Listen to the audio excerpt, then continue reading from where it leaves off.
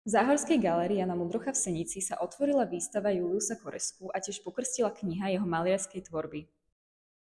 Vo februári tohto roka uplynulo 130 rokov od narodenia maliara Juliusa Koresku.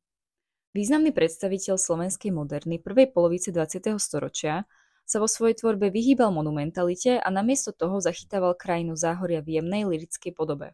Viac k nám výstave povie kurátorka Božena Juríčková. Výtvarný jazyk a štýl bol taký osobitý, svojský, práve že pre mňa je charakteristické, že sa neprispôsobil žiadnym súdobým trendom, ktoré poznal osobne, teraz aj v Paríži, boli pre neho, zostali mu také cudzie a skorej sa priklonil ešte, keď mám povedať tak, českej krajinárskej škole, tej tradičnej línii. Väčšinou to teda je charakteristický realizmus, ktorý sa opiera o také poimpresionistické a secesné prvky. Súčasťou jubilea je aj nová publikácia, ktorá približuje život a dielo Juliusa Koresku.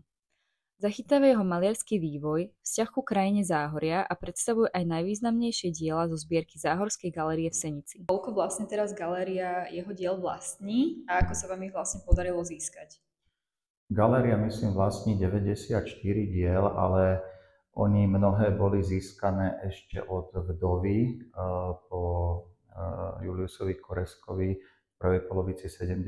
rokov, v čase, keď ešte galéria neexistovala, ale už sa uvažovalo s jej zriadením a v podstate ten zbierkový fond prešiel pod Záhorské múzeum v Skalici a po zriadení galérie v roku 1984 bol prevedený na Záhorskú galériu v Senici. Atmosféru vernisáže dotvoril Boris Lenko, hrou na akordeóne.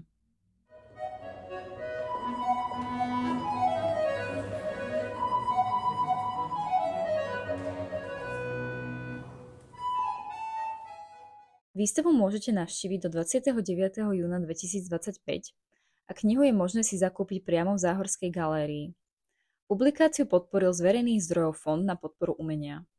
Pre Záhorskú galériu Jana Múdrocha v Senici Tereza Dohnalová.